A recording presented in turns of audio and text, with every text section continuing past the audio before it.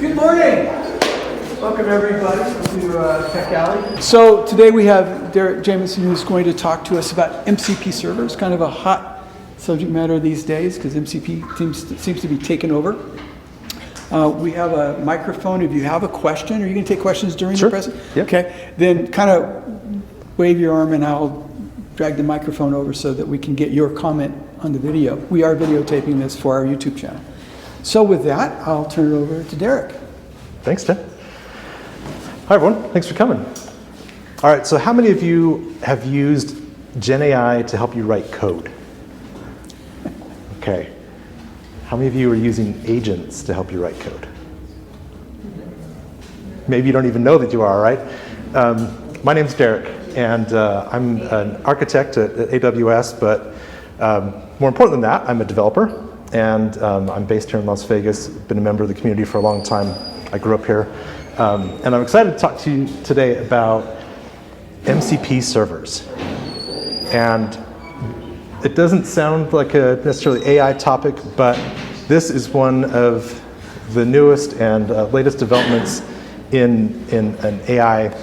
And we're going to talk about how we got here, like why do we invent a whole new thing? What's the problem we're solving with those?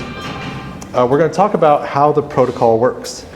This is something you're going to come across, and we'll go as deep as you'd like on that topic. We're going to talk about where they're in use today. You might actually be using them without knowing. We're going to do a demo. We're going to have a client and a server. We're going to run all this just from my laptop here. It's something that you can do yourself. So we'll wrap up by talking about what I think is next. So,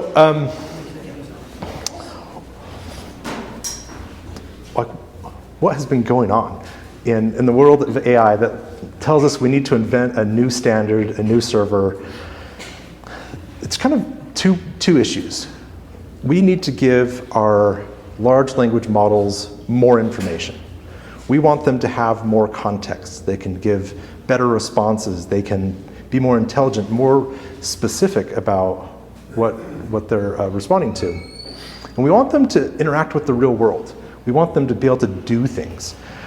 And this is where agents have come in, right? Agents are a way to extend the functionality of your large language model.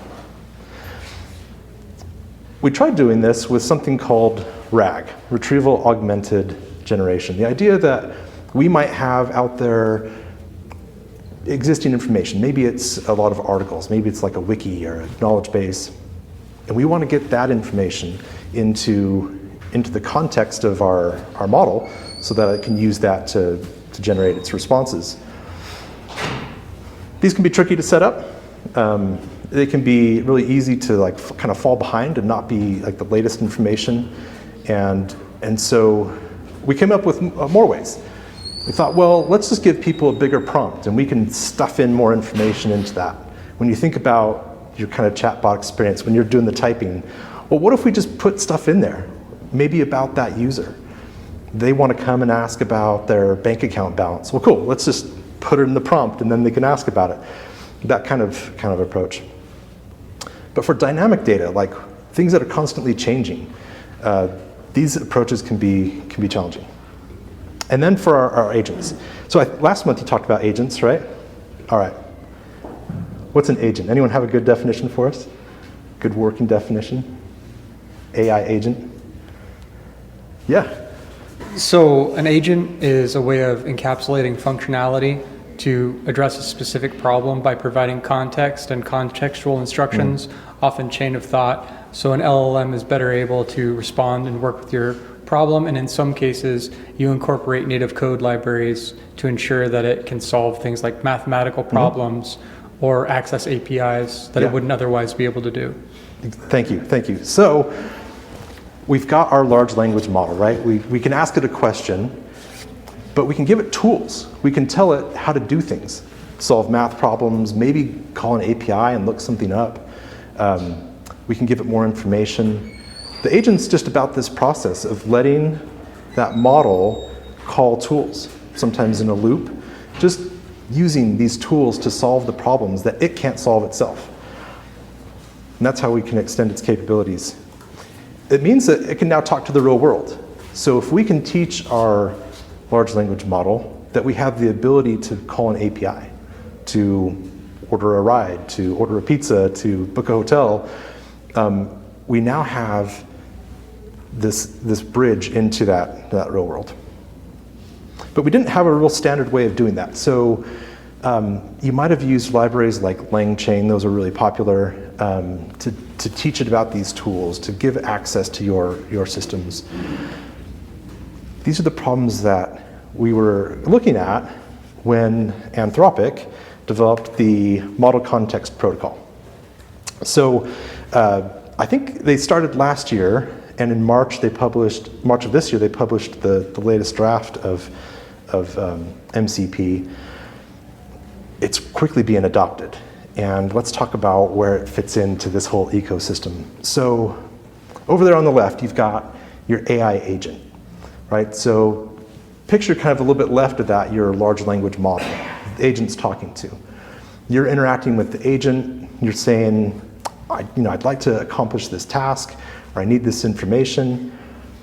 That agent previously would have maybe used these tools, but now it's got potentially this library of these MCP clients and servers where it can talk to them and say, hey, I need this information. Maybe it's just a search.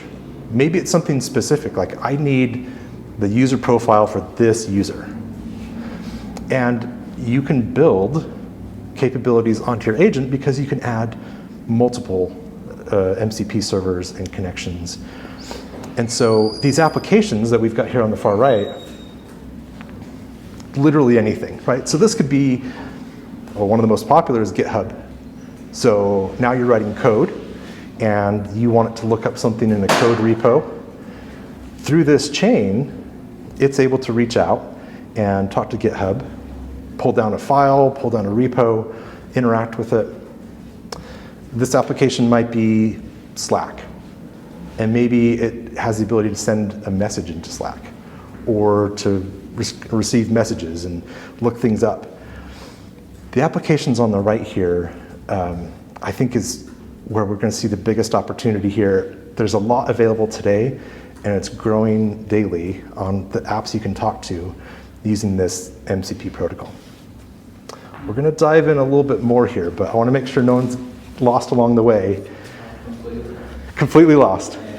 Let's start a couple steps back. Tell me some tools you've used. Like, what are some AI tools you've worked with? ChatGPT. Okay, ChatGPT. Great. All right. So tell me some things you've done on there. You go to ChatGPT, and then what's something you've done? How do you do this? How do you do something? Okay. Do you know what happens after you ask the question? Like, where does that question go? Beyond me. Magic, right? Okay. It goes back to the foundation, the large language model. So behind the scenes there, they have trained this model. And the model is just a collection of data. It's everything that it knows in one spot. It knows how to interpret your question, look inside itself to find the answer, and then it sends it back to you. The challenge can be that it has this snapshot of the world, of all that knowledge, when they created it.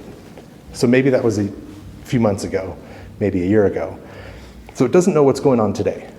This is why, like, when you ask it, how's the weather, it's weird, right? Or what's the current time? It doesn't know. We add on to that this idea of agents, where we can say to ChatGPT, like, before we even ask our question, we can say, here's how you look up the weather. Here's the steps that you take to look up the weather. And now when you ask it, hey, like, how's the weather in Las Vegas? It knows. It's now been taught in that moment how to take that action.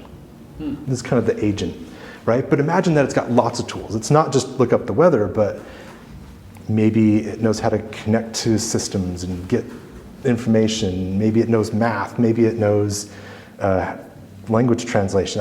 Any number of things are possible. That's the agent. That's where we start on the left. All right, feeling better? No. Okay, that's honest. Okay, How are you on agent? Do you feel like you kind of get a grip of what an agent is? Think of just like a smart AI that can actually do stuff for you.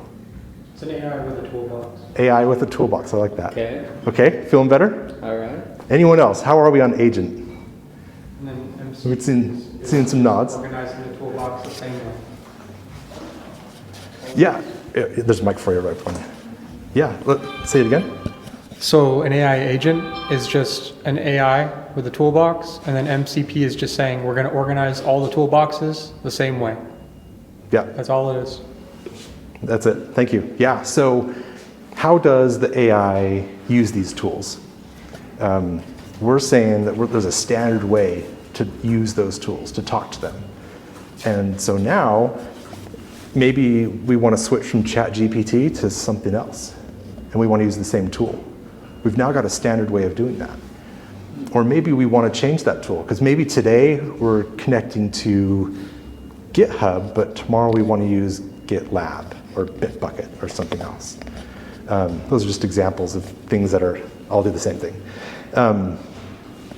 So this is just a standard way for our AI to go talk to the world. Does it know which tool is best? Does it know which one's best?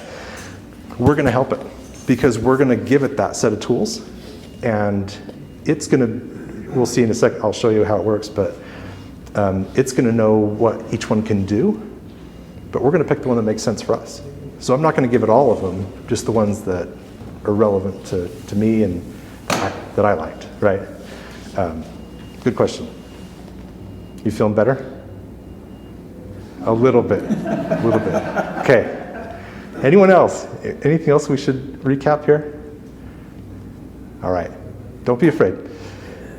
We're going to talk a little bit more detail here about MCP and what it can do. Okay, so now we've got this smart agent.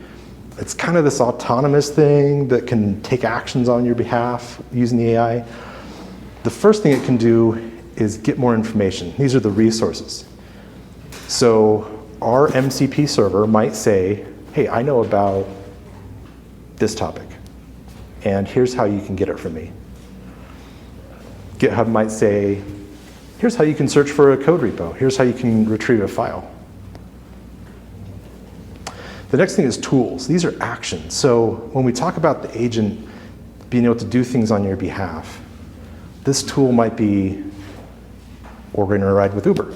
It might be sending something to GitHub, sending a message to Slack. What's wild about this is that it comes from the model. Like our AI can say, hey, like I need to do something out there. You've told me I'm allowed to do it and showed me how, and now I want that to actually happen.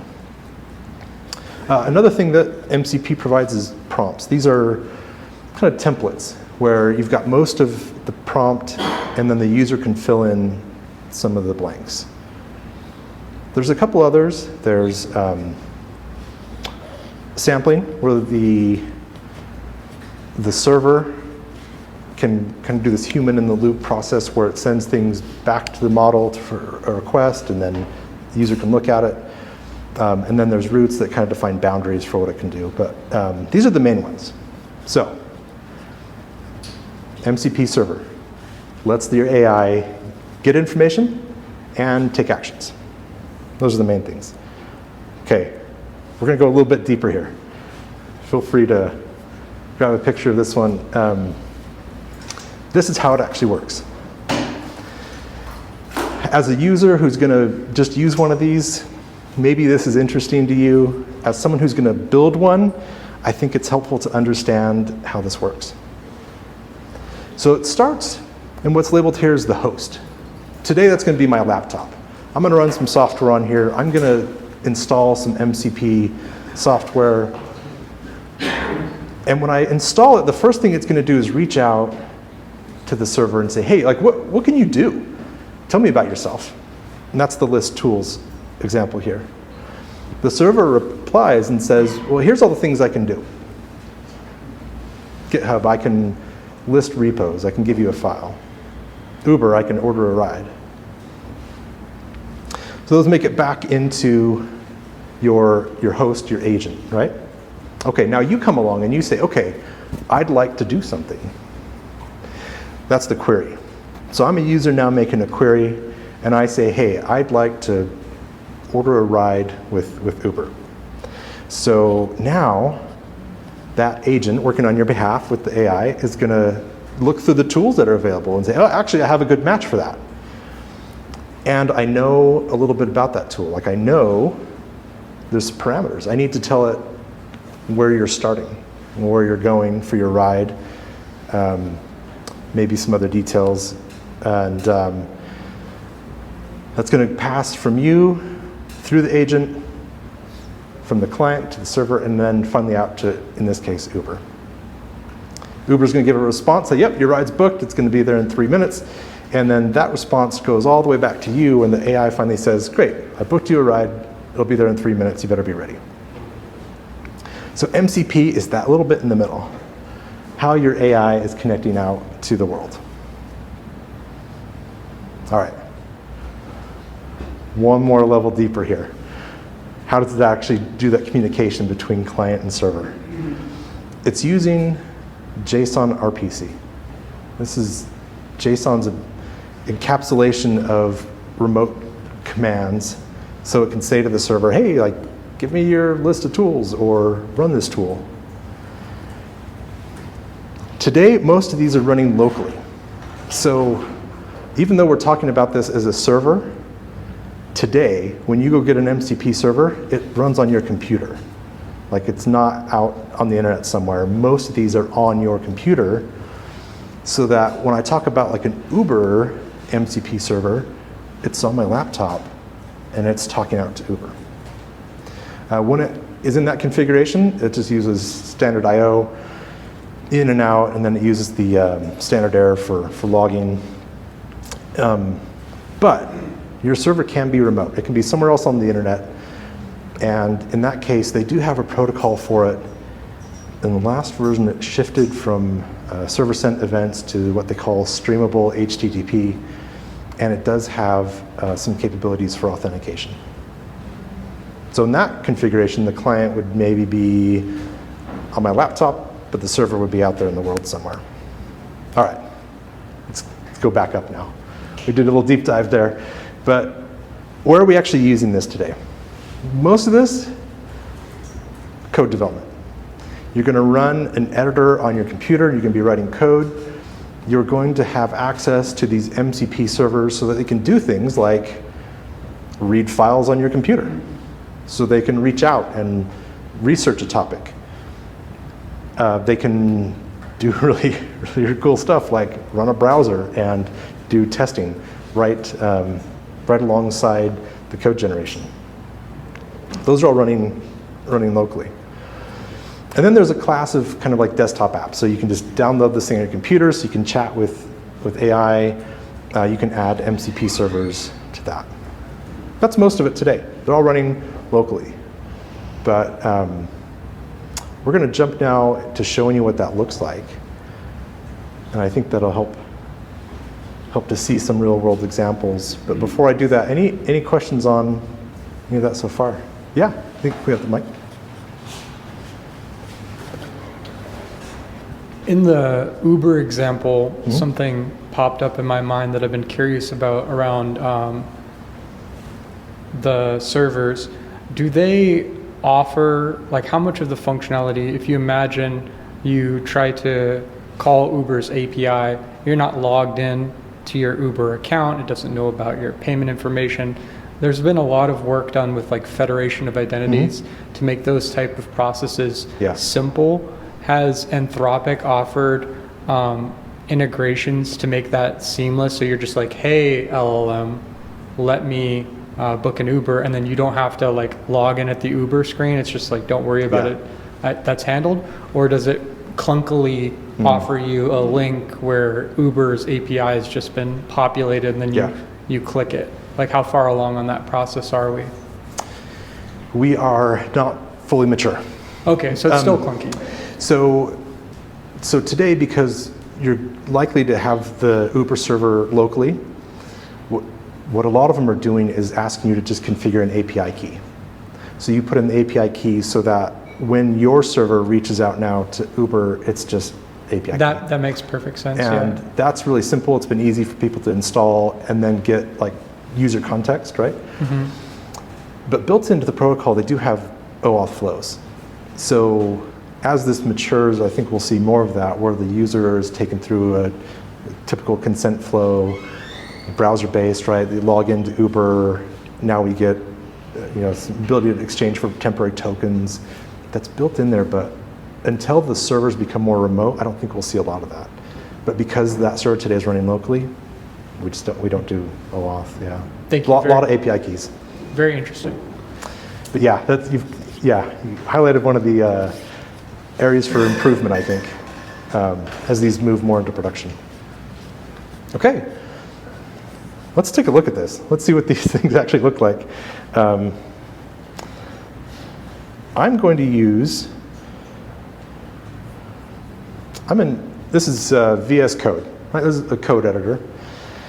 And I've got an empty project here, and I want to build an app. I want to start from scratch here and make a web application.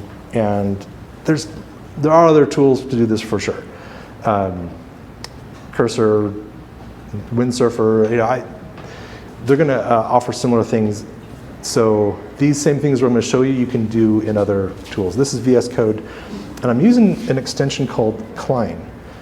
That's the CLI and editor, but Cline, it's an open source tool. It's free, and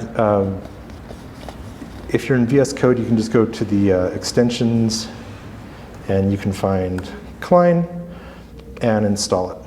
And once you've done that, you need to configure Cline so it can talk to a large language model. So in my case, one I have access to is through Amazon Bedrock, but you can see this long list. I'm hoping that shows up on your side. Long list of different things you can connect to, because Cline's not opinionated about that. It'll connect to any of these. I've connected to Bedrock, and then I get a choice of models. In the demo here, I'm going to be using Claude 3.7. Now, once that's configured, I can now interact with this model, this AI, and I can give it tasks. So just out of the box, we're back to the problem where now I'm basically chatting to ChatGPT in effect here. And it's got this view of the world. It doesn't have tools. So now I want to add some. I want to give it capabilities so it can do more things. I've clicked on this little icon at the top here. It looks like it's like a stack of servers. And now I'm in this marketplace of MCP servers. You'll find something similar in the other tools, but this one's listed here by number of installs. GitHub on the top here. The file system lets it, would let the agent now go out and do things on my computer, like outside my project, and maybe move files around. And as I look through these tools, you'll see some familiar names here. All right, Figma, diagramming, right? So my agent now has abilities to interact with the Figma APIs. Here's Blender. So these companies, in most cases, have published this. They've said, we want AI to be able to use what we've made. We want users to be able to interact with us through their AI tool. This list is not super long, but it's growing. It's growing quickly. Anyone can publish these. Some of these are kind of from the community. Some of them are official ones from the apps. Apple native tools will let it do things on my laptop. I don't think that's an official one, but an example of something really cool that otherwise the AI couldn't do on its own. Okay, so now that I'm starting my project, I can think about the things I care about. Like, what are the additional capabilities I want to give my agent here, effectively Cline, and I can just start searching for it. Maybe I'm going to build using Terraform. Okay, so then here's a match. Here's a tool I can install that will give capabilities for generating Terraform. Terraform's an infrastructure as code tool, but let's say I want to do diagrams. Oh, Okay, I didn't intentionally pick ones that AWS offered. Let me find another one. Yeah, gets a good example. There's lots of examples of interactions with Git. Maybe what I want to do is create user stories in Jira. Boom, there's an Atlassian one. Okay, so now I can add these capabilities. I install them. The client's going to reach out and say, okay, like what can you do? And it's going to learn about it. I'm going to show you what that looks like. Let's see. I'll go to a different view here. All right, ignore the red ones here. So here, we saw this one earlier. This is a Terraform MCP server that has abilities to understand Terraform and generate it. Here I can see all the tools that are available to it. Because when I installed this, it reached out to the server and said, hey, like what do you know and what can you do? Here are the resources it has. It has access to documentation on Terraform. In this case, some best practices. Right, so now as I interact with my AI, this is what it's aware of. Let me go back to this view here, and let's just do a quick task here. So let me clear this.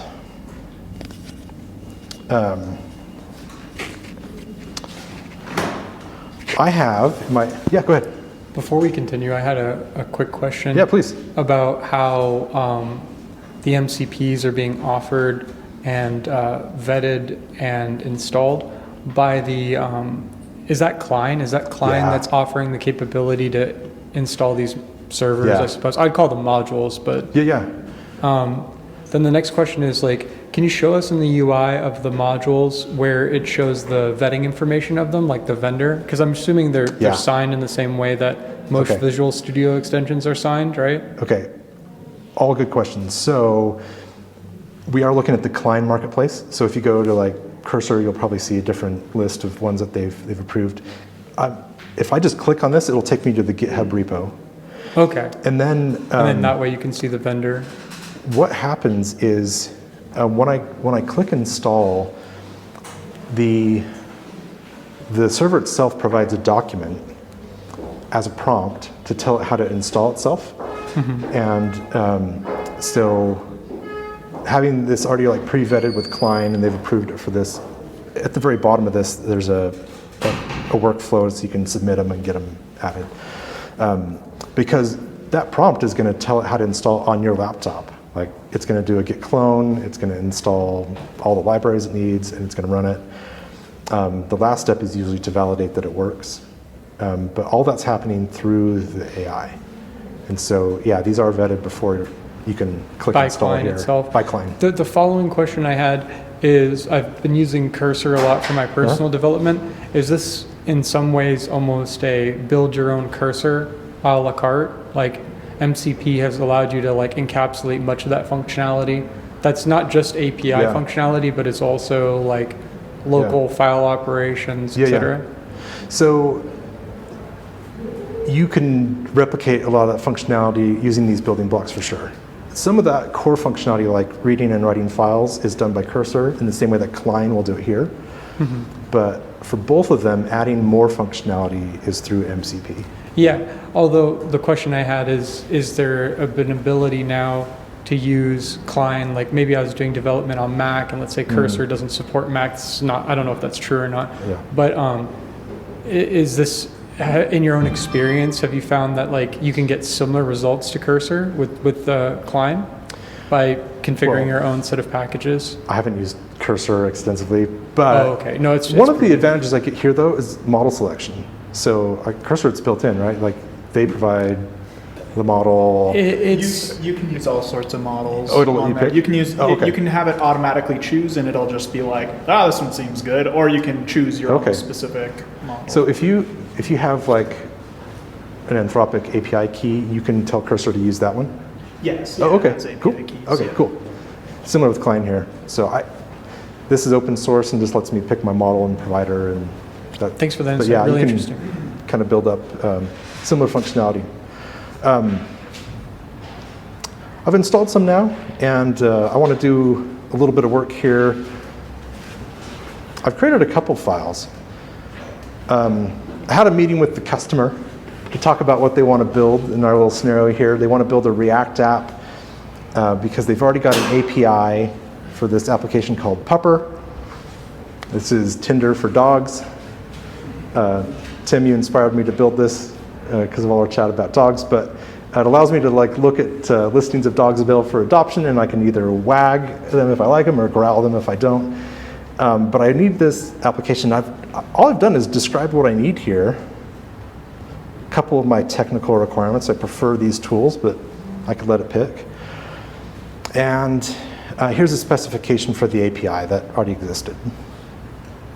Jenny actually wrote this for me too. But now when it's time to get to work, and I go and interact with my agent here, I'm going to say, I'd like to build Terraform for the application described in the docs folder. Okay. Now there's a couple opportunities here for the agent to be smart. First of all, I've referred to the docs folder. That's something on my computer, so it needs to be able to read that. I've also talked about Terraform, which may not be a skill that it has, but I gave it access to a tool to do that. And I'm actually going to move to a different prompt here because I don't want to run into limits on my model here. So I've given access to that MCP server that knows about Terraform. So now let's just say, come up with a plan to develop the Terraform I need to host the application and a plan to test it. Okay, now we're off to our AI. Step one here. Klein, this is all happening locally, it realized that it needs to read a couple files. It's reading my requirements. This, as an aside, is the key to success with vibe coding. Really clear specifications, be verbose, work in multiple steps. Don't just give it a couple lines and say, hey, I need an app that does this. Start with hey, help me build a plan. Come up with a specification. And that's what it's done here. Yeah? Can you define vibe coding for the audience? Oh yeah, thanks. Vibe coding, kind of the colloquial term for this AI-assisted coding. And so without me writing a lot of code, it's me just interacting with the AI to generate, in this case, a full application. Is that fair? Anything to add? Would you say it has a positive or a negative connotation? Your mind is will vary. Maybe it depends on the vibes. Yeah. When I get down to do this, I don't think of it that way. I think of me working with a junior developer that knows a lot but hasn't been doing it for very long. And so I interacted with it in that way. It's less about vibes and more about really precise instruction getting. But I try to have good vibes all the time. I don't know. But yeah, it's not always, sometimes it's a little pejorative. But so our AI is often working, and I'm just gonna stop it here because I want to get into times when I have specifics now. It's how about Terraform best practices? Because it's going to realize here that it has access to those kind of tools, and you can see here after that list it says I'll use it's an MCP server in order to do this, because it recognized that that's a resource that it can use, and I approve it before it reaches out to the world and does something. And now it's downloaded all this information. It said, hey, teach me about that. So the MCP server then returns best practices, and now, as it builds this, it has that in its context. It's able to think about and apply those best practices. Okay, this will run for a while, but that's the idea. So to augment what my agent, what my AI is able to do, I can find pre-built MCP servers, and now me, just as the developer, as the user, I can add these to add capabilities, make it smarter. And I want to talk about the other side. Like, what if I want to build a server? Yeah, go ahead. Just as an avid user of Cursor, I want to point out one advantage Cursor does have, or seems to have, from my opinion, when working with it versus these tools. Cursor uses the similar to the merge functionality of Git to allow you to approve or deny its changes when it attempts to make them. And I find that really useful for proofreading its code. So I'm visually validating everything it's submitting, and that allows me an opportunity to alter my context or make changes before, running over, like especially first-time generation is not as scary, but if I have a working app, then, and also the other advantage that Cursor seems to have is each set of changes, if you don't like it, you can always revert to an earlier position in the conversation. Nice. These are good tips that I have overridden here. I've told it to just go. So I've told it to auto-approve instead of giving me the chance to review it. But so it does have it. Excellent. Just a good practical thing, though, is use Git. Like, do a commit of your changes and then do your next step, right? Like, just have some fallback position. This does have, I don't know if you can see these little things, but it has checkpoints here with compare and restore, so I can kind of step back into my workflow.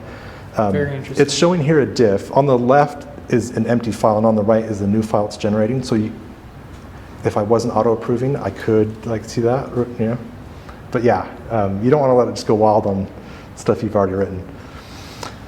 Let's just stop that now for the sake of time here, because I do want to talk about the server. Let's say that now, we've been talking about me as like writing an Uber, but what if I am Uber, or you have an app and you want the world to be able to interact with your app through AI? Well, now you can be the one to build a server. I want to show you my app here. So this is my Tinder for dogs. This is Pupper. This is my API. This is not the app itself.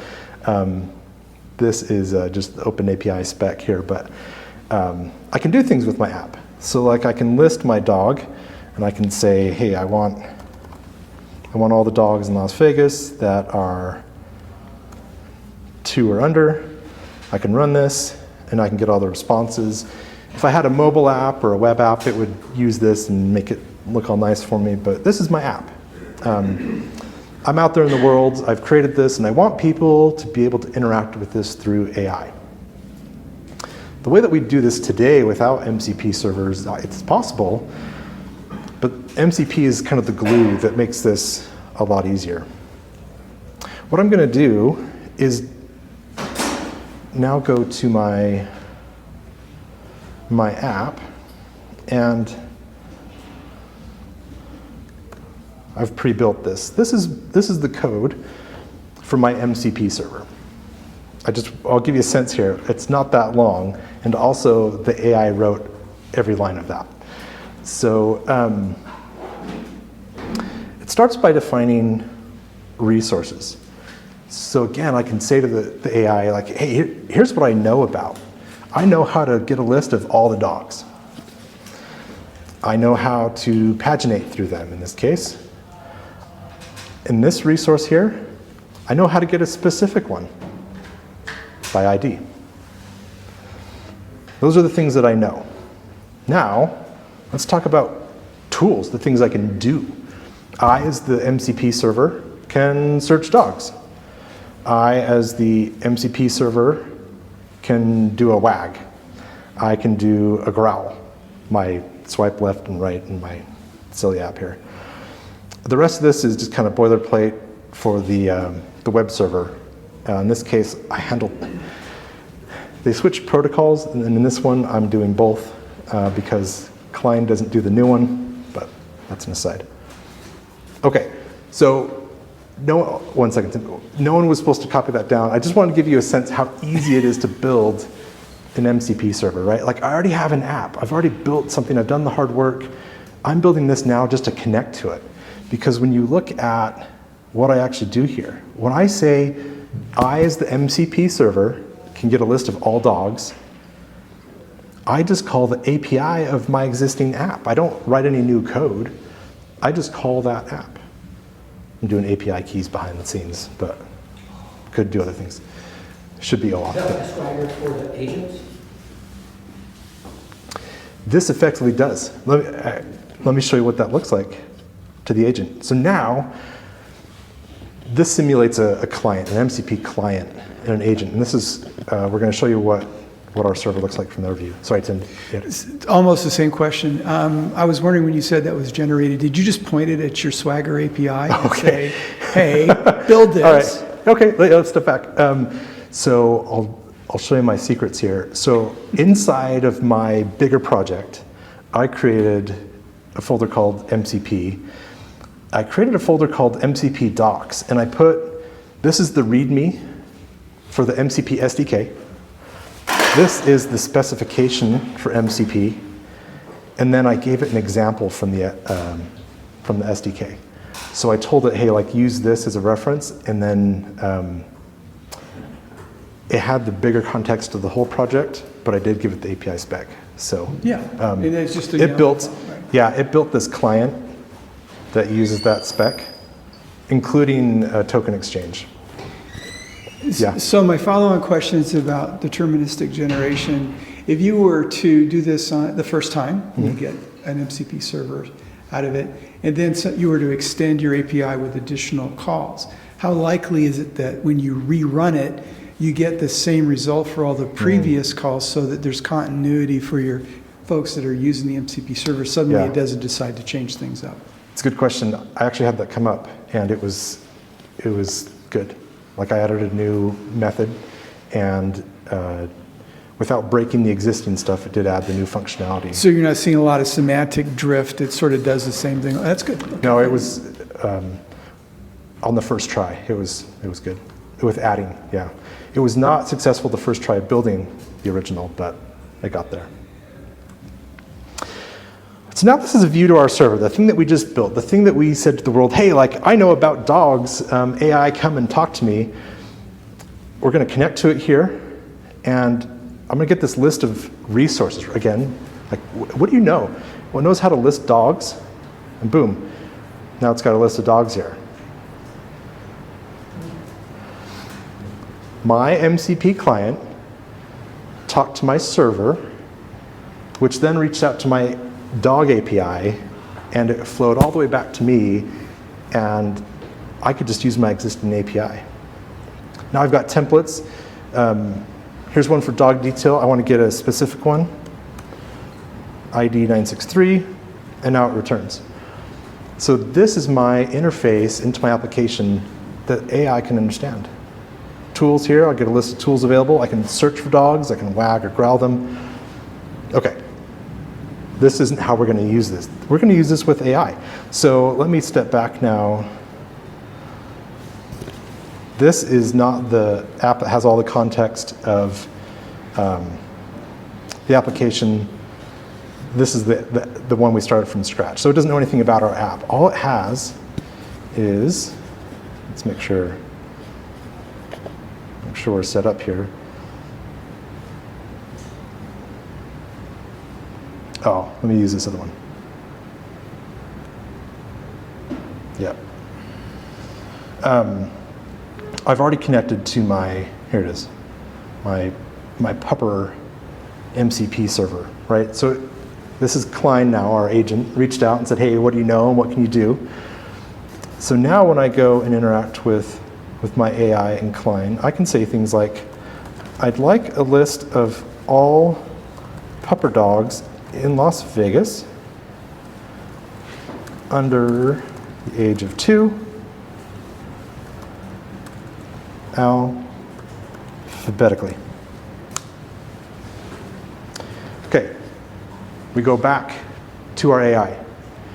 We've told the AI we have these tools we can interact with Pupper through MCP, and here it is reacting to that. If I didn't have MCP, I can tell you it's super confused by this. It wants to do a Google search. It has no idea what Pupper is or how to find these, but in this case, it said, I have a tool. And I have a tool called Search Dogs through my pupper MCP server. And if I give it these arguments, which it was able to discover, this is where the LLM magic comes in, right? Because it constructed this query. It recognized from my language that I want a city of Las Vegas and a max age of 2. Approve. Okay, the AI now, through Klein, reaches out to my server, invokes that tool with those queries. It got 17 results back, and now it's formatting it. So it's the LLM, the AI, deciding what to do, coming up with a plan, invoking that, and now the results come back through the AI to present it to me. So imagine that you've built this app, and now users can interact with your app using AI just like this, if you just build an MCP server. It's given me this alphabetical list, but let's go a little bit further. I like Logan. Logan looks good, so please wag, meaning like, Logan. Natural language, right? I don't know anything about Logan, except what's shown me there. But the AI picked up that it has an ID, 409, and that it has a tool for wagging the dog, 409. It wants to do it. I'm going to approve it. Successfully wagged dog. So it reached out again to my API. This is where it's ordering a pizza or whatever. In this case, it's interacting with my dog Tinder. It wants to confirm that it actually did it.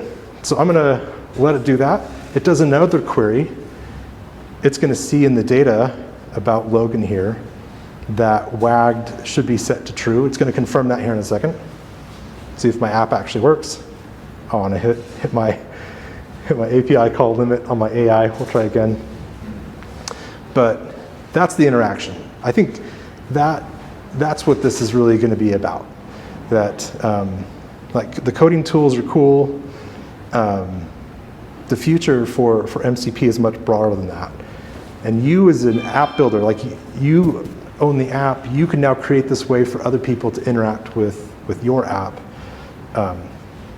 Let's see here. Logan, status, tail wagging. Perfect, it did it. So yeah, go ahead. Have you posted this example anywhere where we can review it? I haven't. No, sorry. Talk to me after. I'll walk you through the steps to build it, but I don't have it published. Sorry. All right, we've got just a moment left here, so I want to talk about what's next. What's the future for MCP servers? Like, as I said, most of these are running locally. They run on your laptop, but the future I think is remote, where some software as a service or platform as a service is just going to publish these. They're going to say, we have a REST API, we have a GraphQL, we now have MCP. Come and interact with us. And I think in that move, we're going to need to develop ways for these to be scalable. Right now, just an architectural challenge is that the connection from client to server is persistent in most cases. Sometimes stateful, sometimes stateless, but that poses a challenge for a lot of patterns. So I think we'll need new ways to scale that. And then discovery is going to become important. So if I just have this whole internet full of MCP servers, how do I find them? How do I know if Pizza Hut has one? How do I discover that if I want to use it? I must be hungry. I don't know why I mentioned Pizza Hut. But, and then the next thing is agent to agent. So the example we used here of my Pupper app was just like a boring app with just a REST API. But imagine that my app instead was an AI itself, an agent. And now if the server and the application on the other side is itself an agent, now I have two agents talking to each other, accomplishing really complex tasks, talking to each other, initiating work back and forth, with MCP linking those together. I think this is where the potential is. MCP is one standard. IBM and Google have published their own kind of competing ones. I don't know if MCP will win. Right now, it's certainly the most popular. But this kind of approach where we can get our AI talking to the world is definitely a problem we need to solve. So a couple QR codes. The first one, On the left is the spec. This is published by Anthropic, and it is all you need to know about MCP, SDKs for clients and servers, examples. They've got a listing of some popular ones. Then on the right, these are some MCP servers published by AWS, including ways to invoke lambdas and do more, but just an example of some MCP servers that are out there. But that's it for me on MCP. Any questions? All right.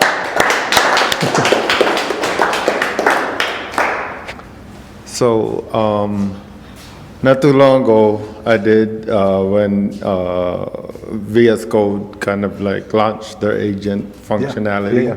Kind of tested it out, watched some videos about it, kind of educated myself.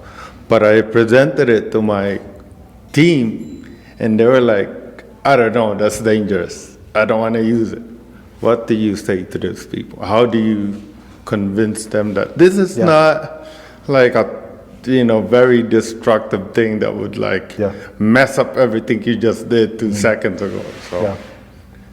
Okay, it's a question that we're all facing, right? Yeah. It's a good question about how we convince our teams, our leadership that these are good productive tools and aren't going to cause us headaches.